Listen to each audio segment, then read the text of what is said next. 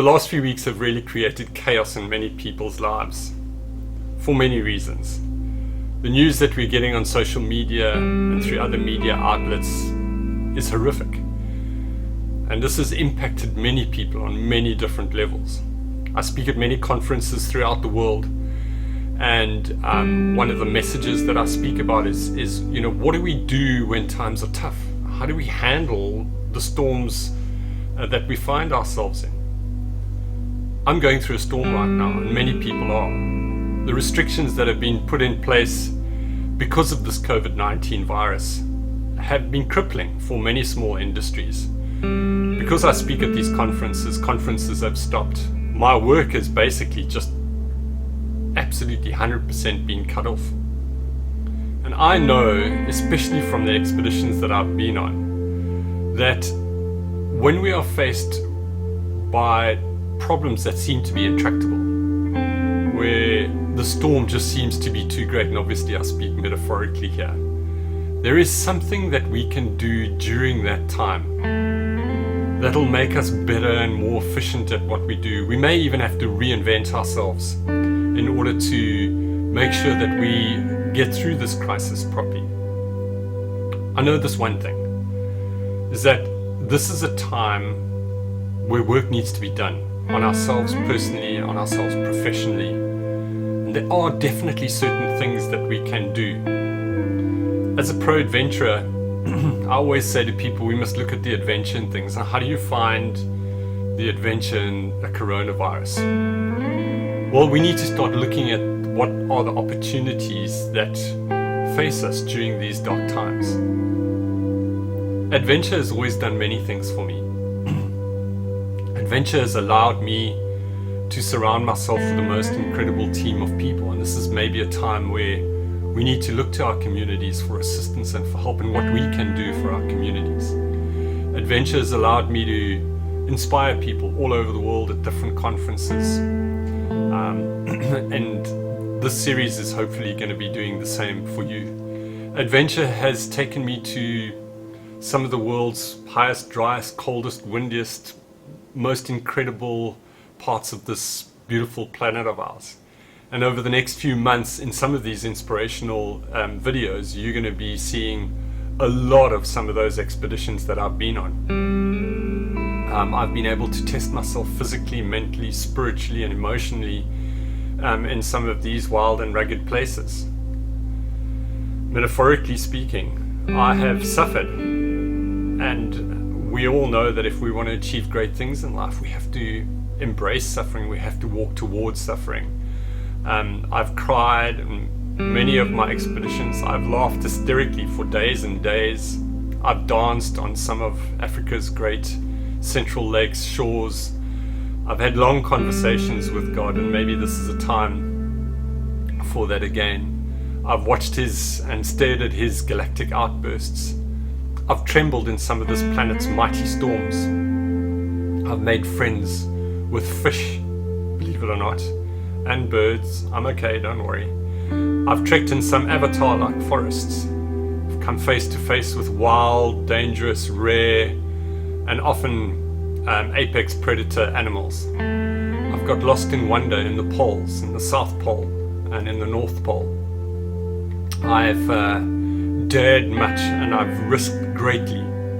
I've suffered tremendously. I have triumphed, and I have failed.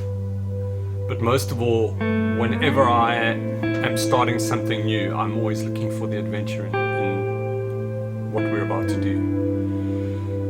So as we go into this time, let's think about the storm that we're going in. What can we do during this time that'll make us better and more efficient at what we do? Whenever Billy and I'm thinking of my first row across the Atlantic Ocean, whenever Billy and I were in a storm, with our hands that were raw and blistered almost to the bone, salt sores, boils on our backsides, we shortened our rest period down to a half an hour, and we rowed harder than any other boat did. So in those storms, we embraced suffering more than other people. And at the end of every single storm, we found out that those little things that we did, our ability to focus on what we can do during those storms instead of putting out the parachute anchors and the drogue chutes, really determined our position once we came out of that storm. And that's what I hope that you'll get out of this video. Over the next 4 weeks, we're going to be looking at our first row across the Atlantic Ocean. Myself and good friend Bill Godfrey from East London on the east coast of South Africa.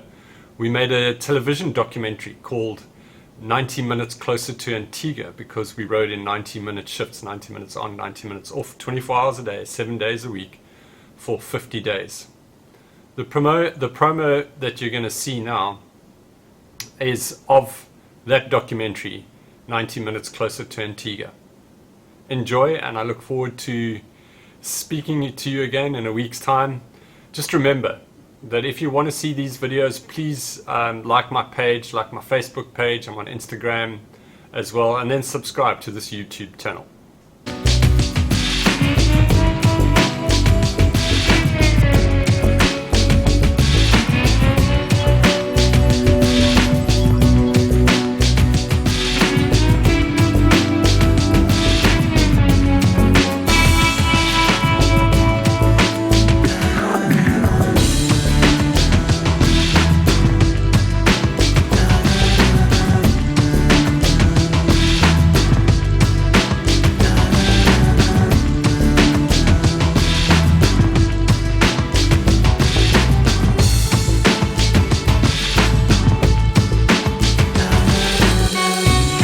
For me, it's been at least three years of build-up and anticipation and preparation and dreaming. Yeah, I'm pretty nervous. It's a daunting task. The unknown is a massive factor. I mean, the sea can throw anything at us. Those kind of thoughts, you know, what happens if I don't get to see my family again?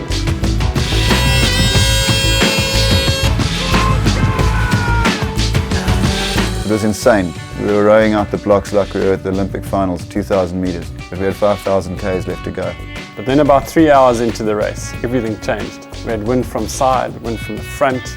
By early evening, the weather had hit us really, really hard. We realized that we were heading towards our first storm on our first day. Yes. I can't actually believe what we've let ourselves in for. Yes. If I had known what it was going to be like now, I don't know if I would have done it.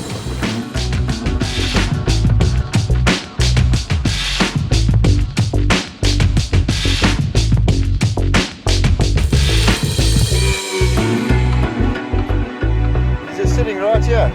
Right here. In fact, if he gets any close, he's going to clap us. Yeah, Peter's going underneath us again. 634 nautical miles to go. You get used to it, you know, you don't actually feel it after a while. Except the claw grip, the tendinitis. Yesterday, our sat phone packed up. It's almost 2 months since I saw my kids. My wife.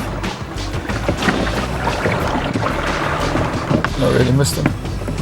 We had 35-foot waves. The base of these waves were 20 meters wide, with white water breaking at the top of these swells. At times we had winds of in excess of 100 kilometers per hour, especially at night. Couldn't see the compass that was 1 meter away from us. It was absolutely wild. I said to Bill, we're not racing anymore. We are now surviving.